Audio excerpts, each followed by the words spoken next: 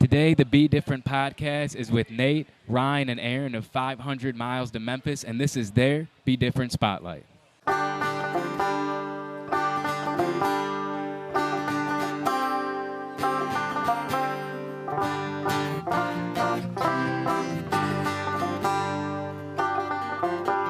Once I had some land, and it wouldn't yield. My hope gave way to wire, all working in the field. So I climbed a tree to get closer to God. I say, can you show mercy while my children pray and starve? What I've done with just begun. Once we got a little, but a little was a lot. What I've done with just begun. Our work is not over until we're dead and gone.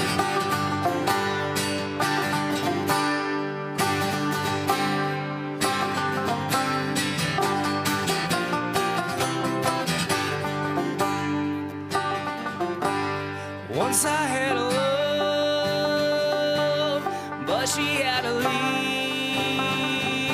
She left us way too early, but I say she's earned her peace. So I grabbed a can, let it gasoline. I burn it all to hell for his kingdom he can't keep. What I've done with just begun. Once we had a little, but a little was a lot. What I've done with just begun. Our work is not over until we're dead and gone.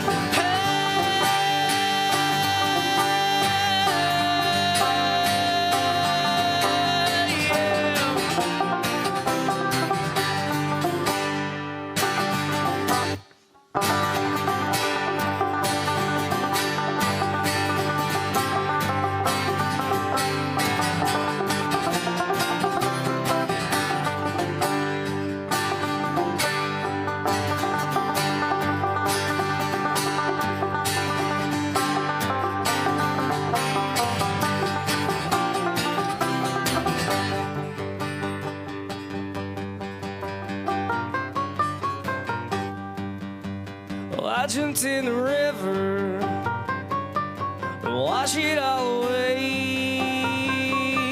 I came up with pneumonia and completely lacking faith. Yeah, what I've done with just begun. Once we had a little, but a little was a lot. What I've done with just begun. I read no Bible, I have seen the face of God. What I've done with just begun. My career is not over until we're dead and gone. What I've done with just begun. Blessed be the temple lamp seen beneath the veil.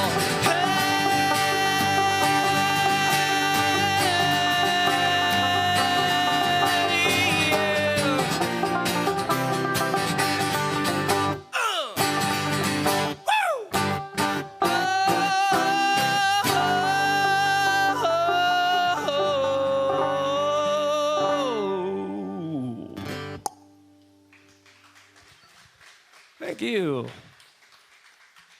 Just so you're aware, when you talk into the mic, if you move to the side, it's like really sensitive. So if Okay. you just slide right here, I'm already going to lose you. Okay. So you got to stay pretty, Right on you it. got to really give Kiss the microphone some lip service. I'm good at eating the mic. Yeah, see. I can do this all day. All right, fellas. Well, thank you for joining the Be Different podcast on a Monday. Hopefully this brings a little bit more energy to your week. A lot of guys on Monday, I feel like they're a little bit toned down. They're a little bit tired. The energy's low. I don't feel like that's you guys. But hopefully the Be Different podcast is bringing a little bit of life to the guys from 500 Miles to Memphis. Absolutely. But I don't think it's ever us guys. I don't think there's ever a day that we're not just amped to be alive and playing rock and roll, bluegrass, whatever we're doing. That's good. So how would you exactly describe your sound? What would you say? Well, we call it Americana punk rock. Okay. But, just the region that we're in, Cincinnati, the Ohio Valley, and Appalachia, there's just so many roots of traditional folk music and bluegrass. I mean, the bluegrass bands in this area alone are phenomenal. And that's kind of what we all grew up with. And, we got to high school, discovered punk rock, put down the banjo, picked up the electric guitar, plugged in a Marshall, and said, see you later. But as I got older, when I first started this band, I started it in 2003, and wanted to just mix my love of, Appalachia, some country roots, and punk rock. And so when I first started, I couldn't decide if I wanted to start, a folk band, country band, or a punk rock band. And I didn't really have my chops all that together at the time. I was 19. And so I just started writing and stuff started coming out. And as we got older, we honed our sound and just kind of mixed, the sound of the region that we're from with punk rock. And it just felt like a natural thing because we want to play loud and fast because who doesn't love doing that? It's just so much fun. And then you mix it, staying true to, our indigenous roots. And that's how 500 was born, just out of many fathers and mothers, sired this band. 1, 2, 3, 4.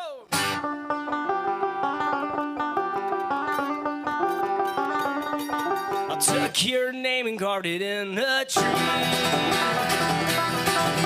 Wrapped it in a heart and put it next to me. Oh my God, I gotta get back home. The lines out on the road are moving much too slow.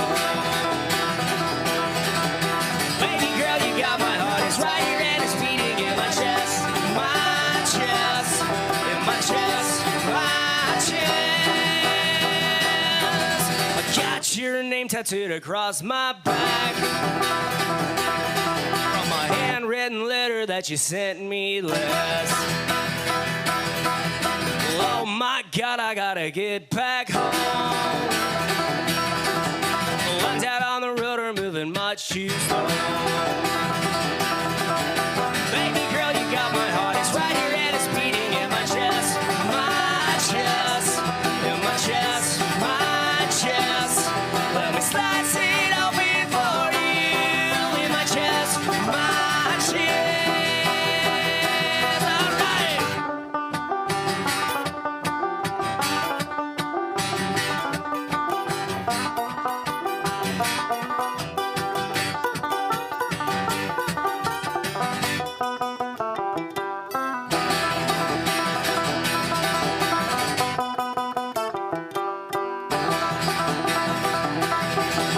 Baby girl, you got my heart, it's right here and it's beating in my chest, my chest, in my chest, my chest. Let me slice it open for you in my chest, my chest. All right. And Ryan, you founded the band all the way back in 2003. Yeah.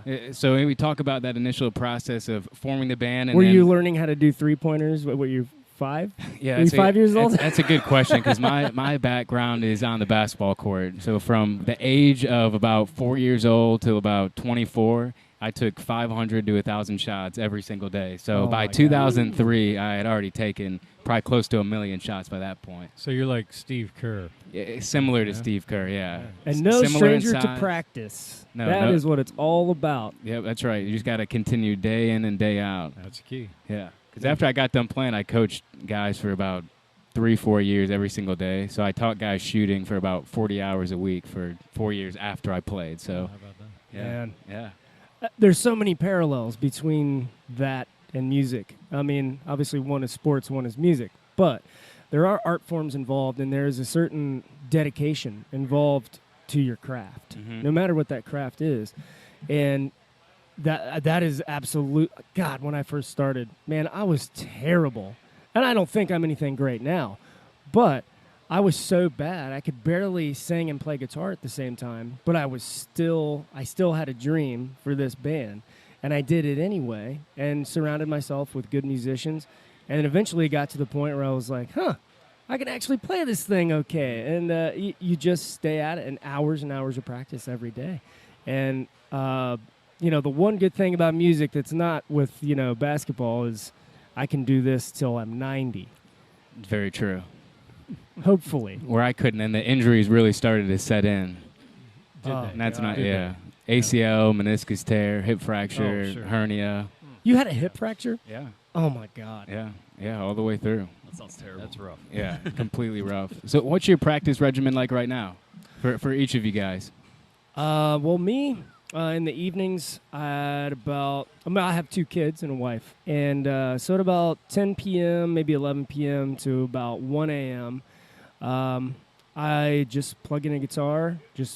I might learn a cover song. I might, just do songwriting. But every night's different. But my hand is on a guitar or a banjo every single day. And, it's just what I love doing. It doesn't really feel like work. But yeah, so I'd say the witching hour between 11 and 2 a.m. is when I'm making noise or trying not to make too much noise to wake the family. But yeah, that's pretty much what I do. Nate, what about for you?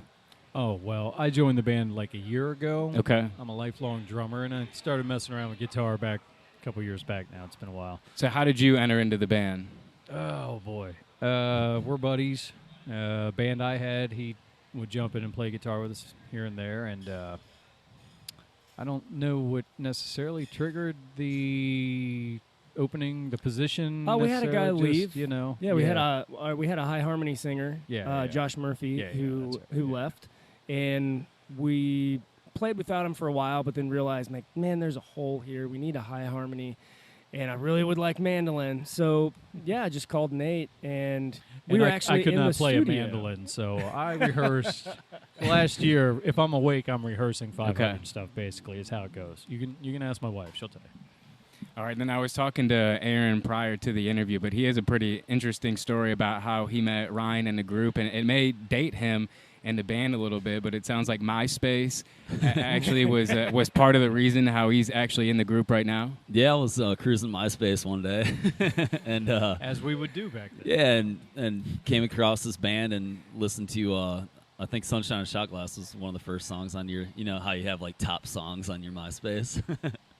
And I was like, man, these guys are cool, So I listened to all of it, and I was like, I played in a band at the time too, and I saw that they were playing in Illinois. I'm from Illinois originally, and I figured I'd go out and check them out and see what they're like live, and they're awesome. So I was like, hey, your band's cool, and we should play shows together with my band. Aaron, that was your band, right? You fronted that band, right? Yeah, and I fronted that band, and we did that for a few years, and just became pretty good friends, just from swapping shows out, between their band. My band came down to Cincinnati a few times and played, and vice versa. We played up in Wisconsin and Chicago and Rockford, Illinois with them, and just kind of got to be buddies. And when Noah went back to playing bass, they were looking for a guitar player, asked me if I wanted to come hang out and try out, and I was like, yeah, of course.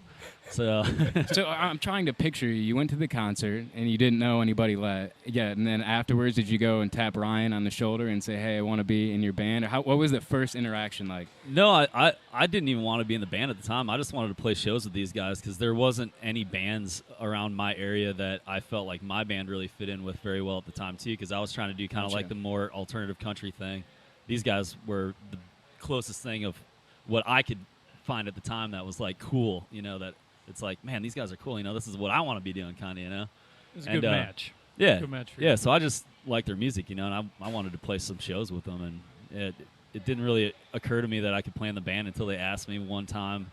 We were playing in Dubuque, Iowa, and we swapped shows, my other band too, and they asked me if I wanted to come down and try it, and I was like, yeah, hell yeah, I'll do it. So I came down and tried out, and 2 days later I went on tour for 2 months with them. So yeah, it was trial by fire. You jumped in, and we were coast to coast, just gone. I learned 40 songs in 2 weeks, and then went on tour that with sounds them. familiar. That sounds familiar. Yeah, joining 500 is.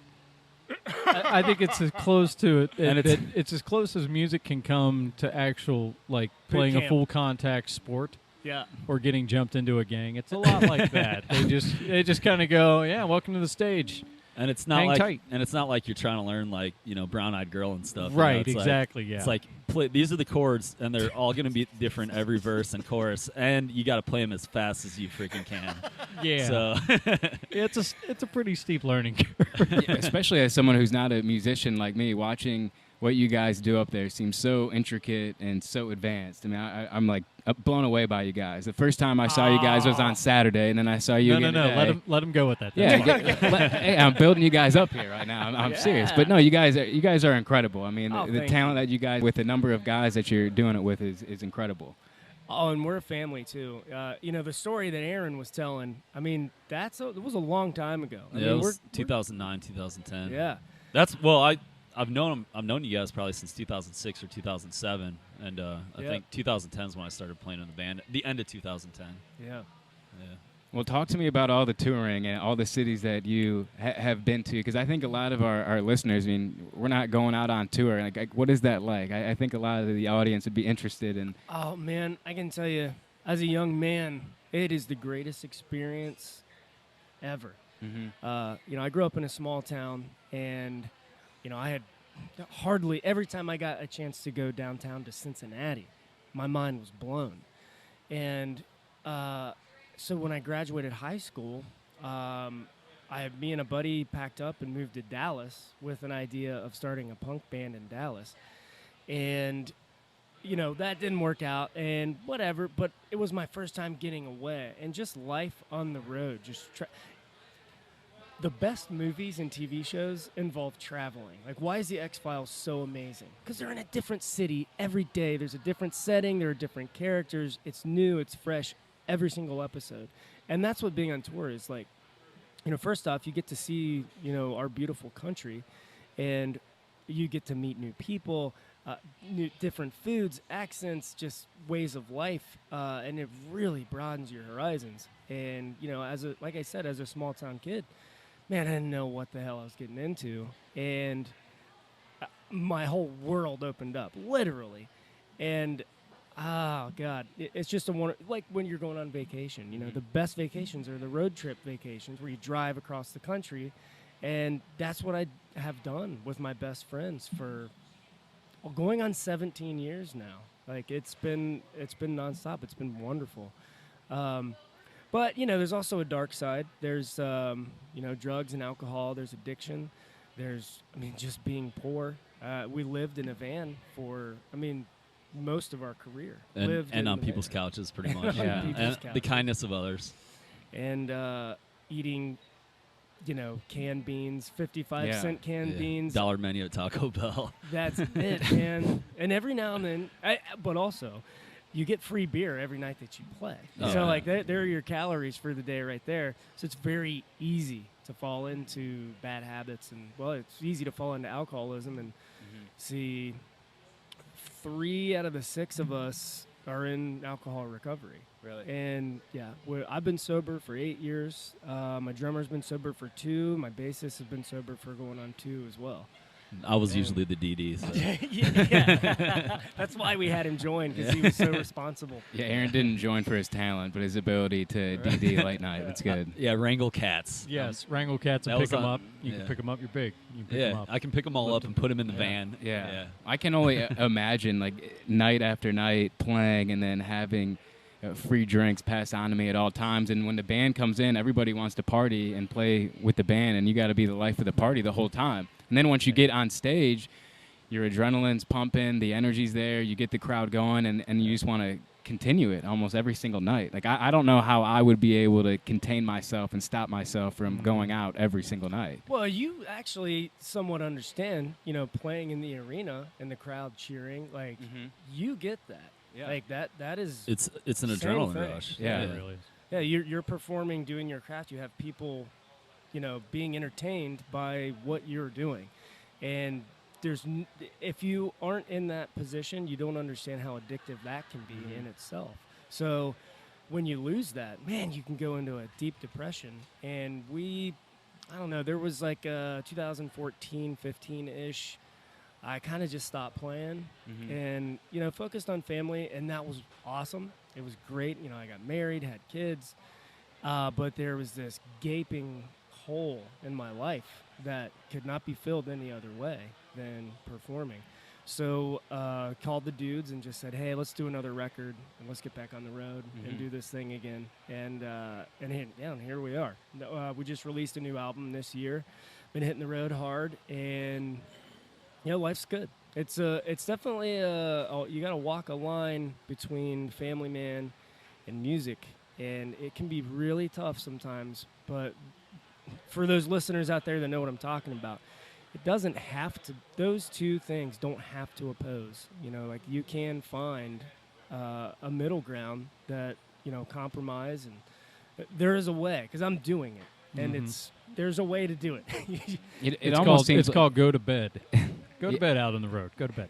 But you don't hear those stories very often, like the guys that, you hear about the horror stories, kind of like what you're talking about at times, and you have your come to Jesus moments, and then you fall back in line a little bit. Like, do you feel like you kind of had to get to that point in order to pull back, or could you have seen yourself maybe earlier on, maybe not getting to that point, or the other guys in the band that you mentioned, how did that take place? Like, I'm sure because you're with these guys every single day, was there a point where, a member of the group tried to pull guys back? No, I don't think so. I think you were kind of the one that started the. Am I the one? You're the one that started it because you're the one Yeah. that kind of said I like, am. all right, Yeah. like enough's enough. Like I'm, done doing this to myself. Kind of think that's kind of in my eyes how I kind of saw it. Because. Yeah, I guess I was the first one to get sober, and and then when I did, so man, I think the other guys realized how good it had treated him. yeah, And they realized, like, man, this is something that, I think I need to do, too, so. yeah, but, being an alcoholic and just being an alcoholic, period, no music involved is hard enough. But then when you're in a bar or a music venue, 5 nights a week, performing, getting, you have a row of shots lined up right in front of you on stage, and it's the most tempting environment possible. So that was the hardest part. My sponsors, straight up told me, he's like, dude, you're gonna have to stop playing music. I'm sorry to tell you, like, you can't put yourself in these situations night after night. There's no way you're gonna stay sober. But when anyone tells me I can't do something, that really pisses me off. So I just did, man, I don't know how to explain it. I had a good support system, but my wife helped, my sponsor helped. But, I told my sponsor, like, dude, I'm not going to stop doing the thing that makes me me. I'll just figure it out. And you just take it one day at a time. And Right. before you know it, it's been a year and 2 years. And now here I am now. It's been 8 years. It's wild.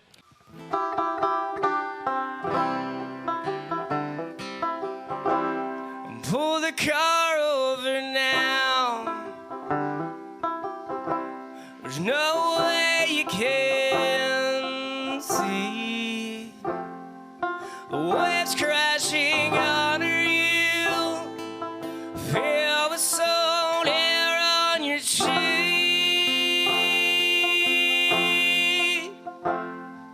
And I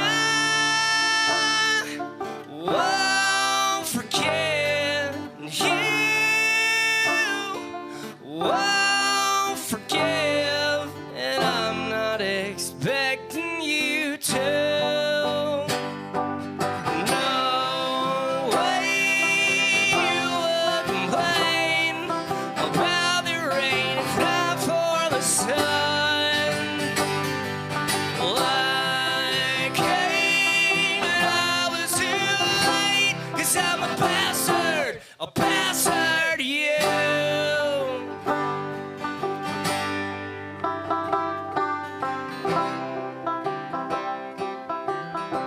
Well, climb in the back seat and hold on to me. We'll drive the car down the cliff until the deep and drift out to sea.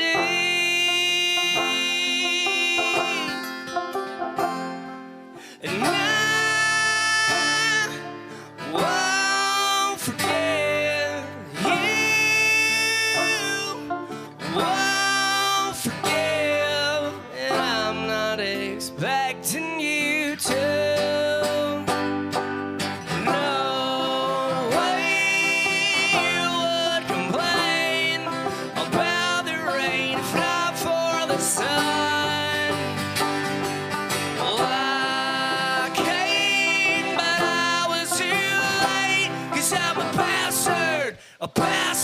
bastard you.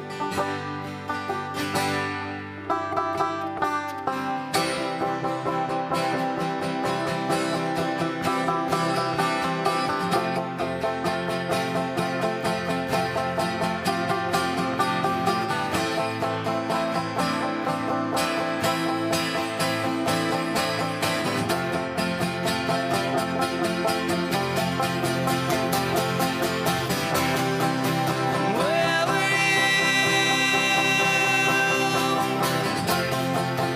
Where was I? See it through, or crucified, and I won't forgive you. Won't forgive all that we've been through. No way you would complain about the rain if not for the sun. Well, I came and I was too late, 'cause I'm a bastard you. 'Cause I'm a bastard you.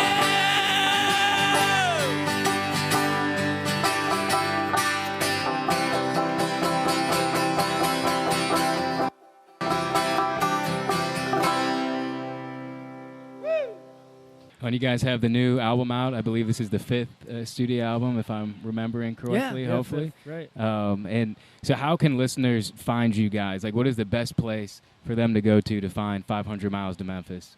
Well, I mean, any streaming platform. Okay. Just pick your favorite.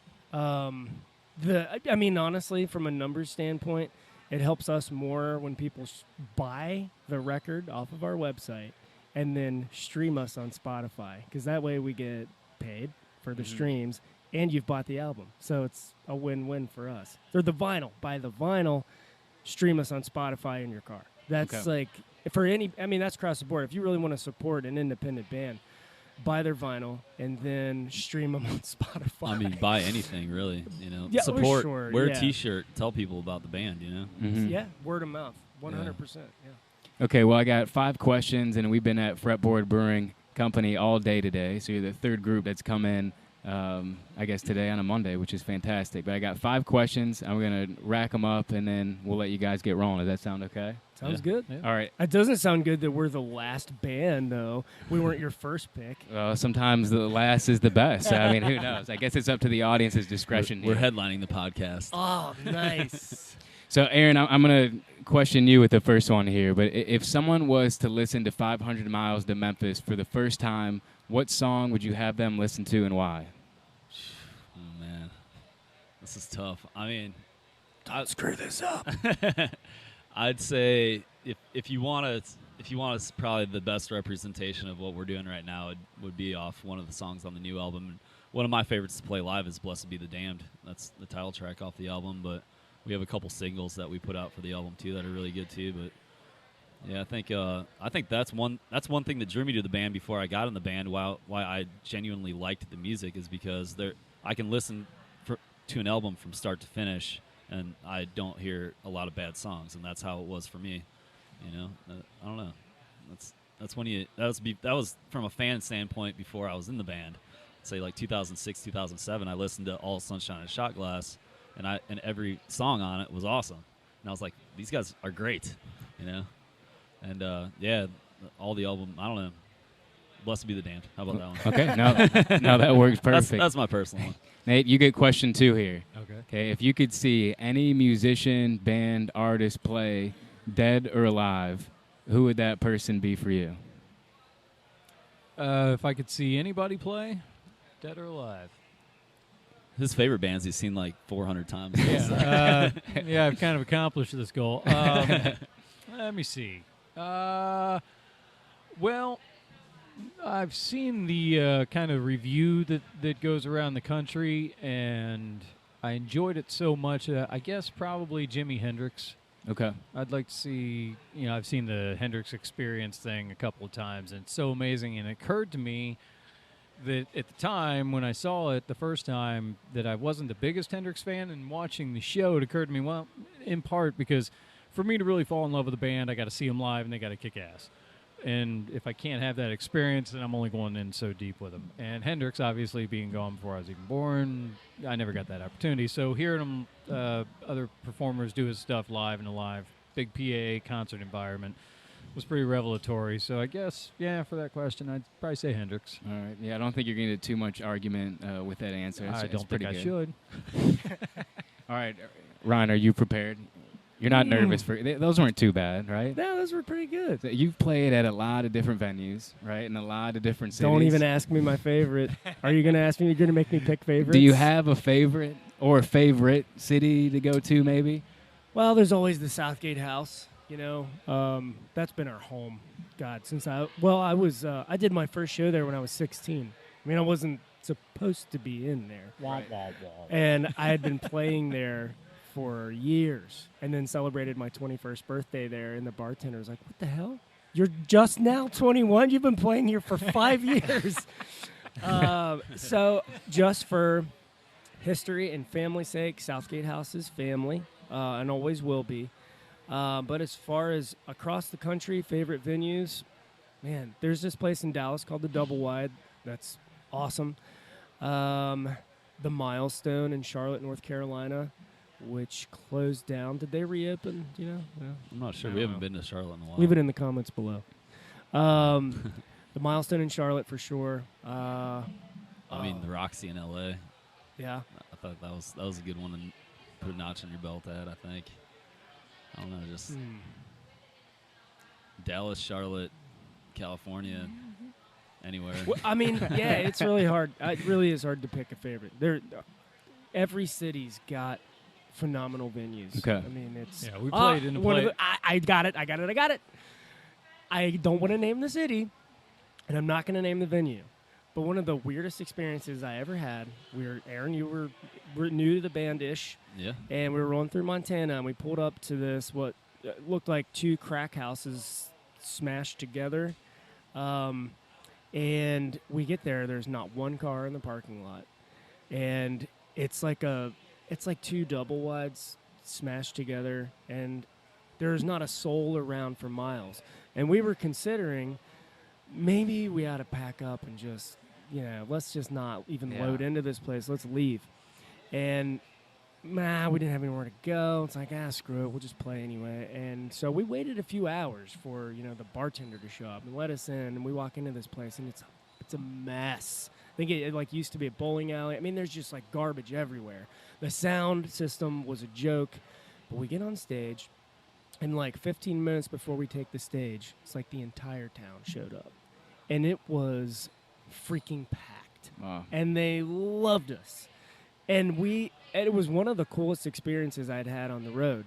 And just out of nowhere. We had never played there before. We didn't hardly promote the show.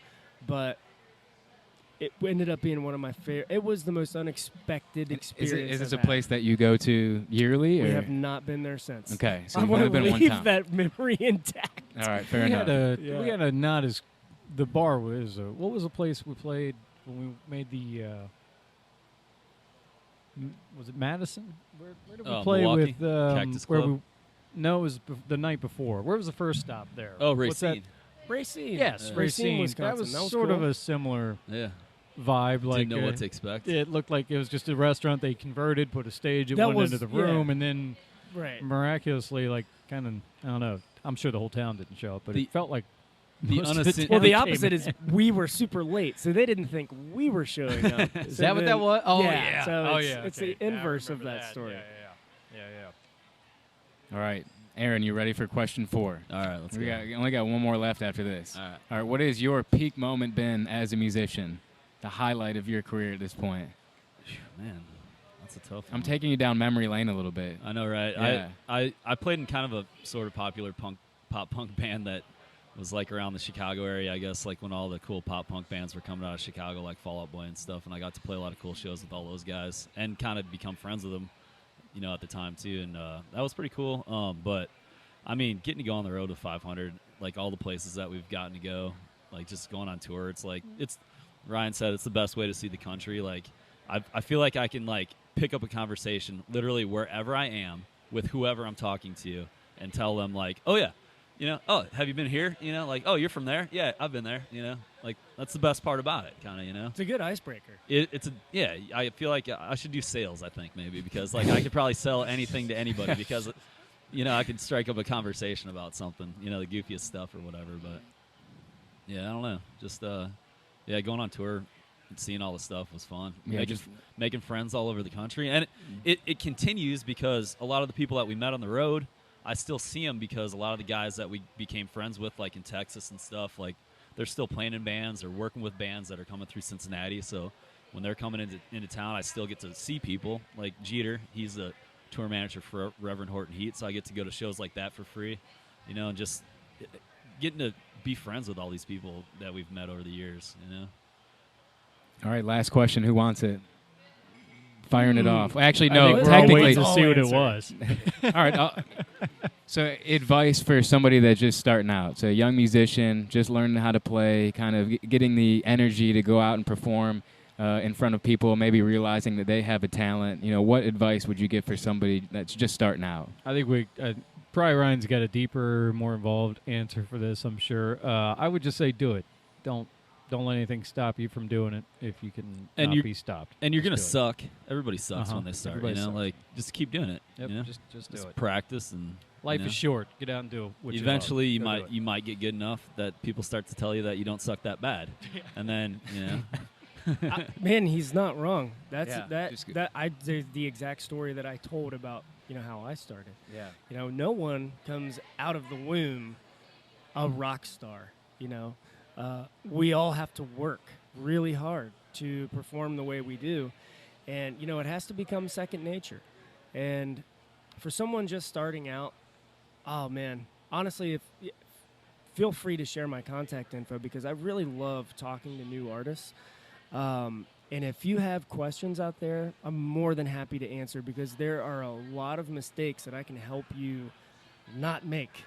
So I would say for someone just starting out, go to a lot of open mics, keep woodshedding, keep practicing, put your hands on the guitar, piano, whatever instrument it is. Put your hands on it every single day, you know, whether it's for 20 minutes or 3 hours. But you know that you want to be the best and you want to be good. The only way to do that is to constantly play. So get out, network, play as many open mic nights as you can. That's honestly how I started 500 is going out playing the open mic nights. And that's how I met, you know, most of the guys that are in the band and got kind of involved in the local music scene. And then once you kind of establish yourself locally and you have a good enough show that you can take it on the road, then you start hitting up towns regionally, you know, go up to Indy, go up to Dayton, go up to Columbus.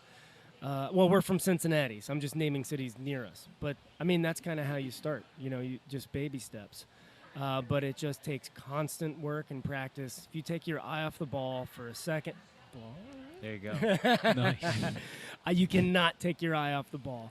That's when you lose it. That's when the guys and gals that work the hardest are the ones that make it. And sure, there are exceptions to that rule where you have some untalented hack that just knows someone and has money. Yay for them. They're not going to have a long-lasting career.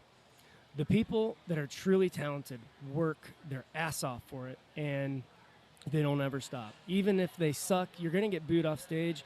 I've been booed off stage. I've been embarrassed, and you got to get through that, and you grow thicker skin because of it and become a better performer. And before you know it, it will be second nature to you, and you'll be helping younger people. Mm-hmm. That was I awesome. would say maybe the show portion of it. If you're young and you're starting out and, you know, you focus on, I'm going to be on stage, I'm going to be a rock star, and that's all great, and hopefully you will be. But there's so much more to it. That's pretty much the smallest portion of everything involved is that hour or 2 hours or whatever on stage. So if you don't love sitting on your couch running scales while you're watching TV, or if you don't get a kick out of just setting your rig up and getting a line through it and strumming that first chord, like if you don't dig hanging out with your boys or your girls in the band and just vibing, just talking. If you can't get down with humping gear around and stuff like that, like, just go ahead and stop now, because that's all a huge part of it. And the playing on stage is fun for sure, but if you don't love pretty much all of it involved, it might not be the thing you're going to do for very long. Yeah, because being on stage at times is a small percentage. You got to be It ready really to is, work. yeah. You got to be ready Well, to live it. You know the game once a week or a couple times a week and that, but you were at practice running gassers more than you were running down the floor scoring the game-winning shot. Anything that you want to be great in, you have to be a student of it. You just and gotta you be have to ready buy for in, all of and, it, and you have to deal with the ridicule, which is challenging. And there's more and more of it now than there ever has been Thicken before. that skin up. Yeah. Man, everyone is a freaking critic. It is brutal out there, but you got to ignore the haters. I mean, it's just, you have to, especially now. It wasn't like that when I first started. I mean, social media wasn't even a thing when we first started this band. And now we released this new album. We got this music video. And, you see some comments that it's not a lot, but, they cut pretty deep. And it's like, why even say anything? It's amazing that people get on social media to throw those comments in. I mean, who sits at their house and has time to dig on it? It's the strangest thing. And tell people I hate it. I don't get Just that. people being jealous that we're having fun. Yeah. I mean, that's what you just gotta have fun. That's what it's all about. Yep. All right, well, you guys have been really gracious with your time. We appreciate you guys coming out. So, Nate, Aaron, Ryan, thank you guys so much. Thank you. Now, we always leave any interview that we do, whether it's an athlete, a musician, a CEO at a company, a young entrepreneur, we always leave them with the same question, because we are the Be Different podcast. We're all about connecting with people, especially in our community here in Cincinnati, that are making an impact, and we feel like you guys are doing that. So kind of what is it about you, your group, your shows that makes you guys different? Dead silence. That's a big question. There's not a lot of band. I can't think of any bands that sound like us. We have our own thing going. Yeah, I mean, just from a surface level, we have a different sound. I mean, no one does Americana punk rock. And, I mean, no one does our brand of it anyway. And but aside from that, when we're putting on shows, wherever it may be, we're an independent band, and we're proud of that fact. And, we're signed with some record labels and all that stuff, but we're 100% independent. And we strive every night to put on an arena show in a bar or, a 200-seater, 300-seater venue. No matter the size, you're still going to get the arena. You're getting 110% of our heart and soul every night, no matter who's there, no matter the size of the venue. And, I think a lot of musicians would probably try to answer that, or would answer that way, because that's the goal, is to, play your best every night. But, I mean, I don't want to toot my own horn, so I'll toot their horn. I have the best band in Cincinnati, and I love those guys dearly. They work so hard, and they care, and that is the difference. So I guess that's how we're different. Our sound's different, but, I would say, as a fan for years and years before I ever joined the band, and not that other bands aren't fun, and you're not going to enjoy seeing other bands, obviously. You will. But, every time a 500 show would roll around or whatever, I mean, the thought in my head was always, that's going to be a blast. It's a really fun band. It's a really fun band to play in, but it's a really fun band to see. I never hesitate to tell people that, even if they're not familiar, it's like, just come out. You're probably going to have a good time, even if you don't know a single song. Yep. Give it 30 seconds, and I'm pretty sure you won't be sorry you came out. And we got Dave. We got Dave. Yeah, he's the secret That's sauce. it. Oh wait, that's it. We got Dave. That's the what answer. it is. Dave Brown. We got Dave's Dave our Rose secret Brown. sauce. That's pretty good. We got one of the best drummers on the planet too. I just want to say that, because I'm a drummer myself, and I love playing with Kevin. All right, fellas. Well, thank you so much for being here. Thank you. Greg Witchard, Nick Given, and Brad Redford, the Be Different podcast is out of here. Thanks. 1, 2, 1, 2, 3, 4.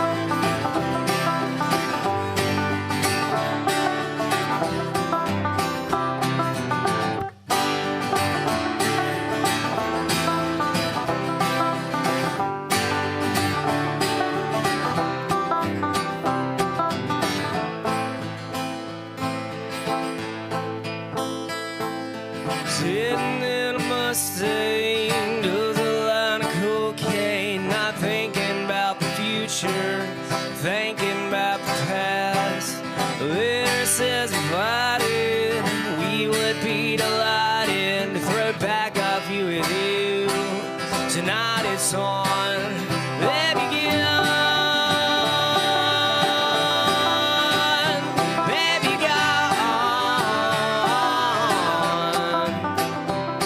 Well, she been spending all her time just thinking about that love she lost many years ago. But she ought to know she can pass the next 8 bars and find nothing but booze and pain and heartache on the way. Way. Got a broken car with a busted wheel, got a bloody hand that won't heal. That's my best excuse. Hey. Got a broken car with a busted wheel, got a bloody hand that won't heal. That's my best excuse.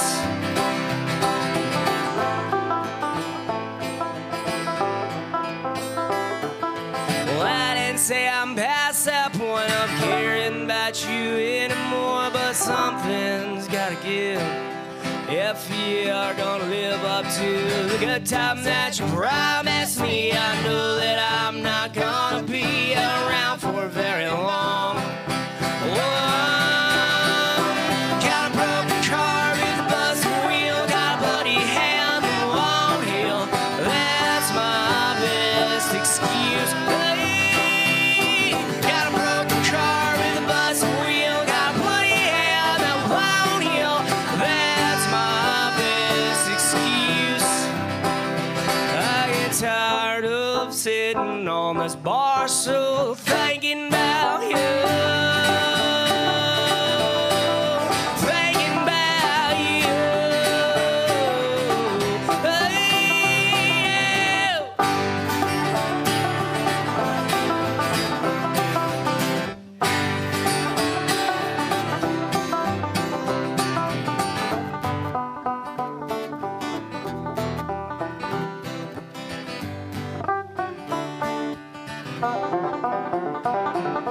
Broken car with a busted wheel, got a bloody hand that won't heal.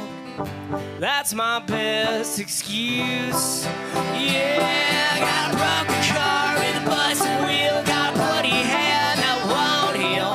That's my best excuse. Hey, got a broken car with a busted wheel, got a bloody hand that won't heal. That's my best excuse. I get tired of sitting on this bar stool thinking about you.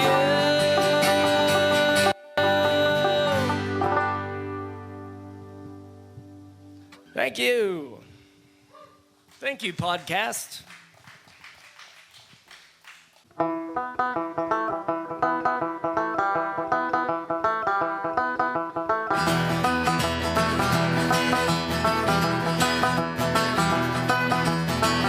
I've come a long way. Got the scars and calluses of proving. Ain't showing, but them bills get paid. Traveling the land in a 3-piece band, burning tread and trannies on the way. Somebody's so far away, this road we're on, I'm gonna stay. And they say you don't hear a sound, take a 6-foot haul, put me in that ground.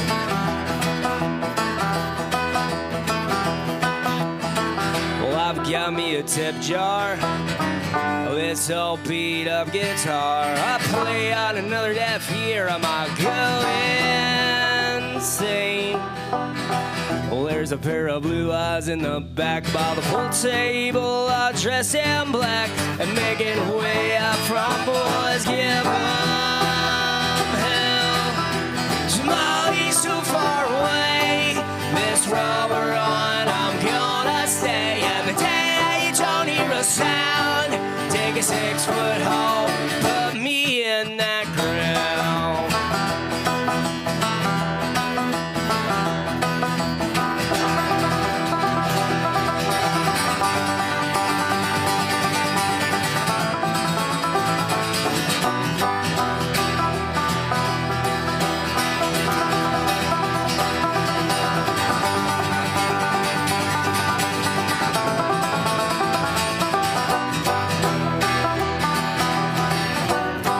You won't hear me knocking them pearly gates. I'd rather spend my time in a more fun place. Shot of bourbon whiskey and make it two. I need to hold him around for my crew. Coming down, Molly, so far away. This road we're on, I'm gonna stay. Every day you don't hear a sound. Take a 6-foot hole, put me in that ground.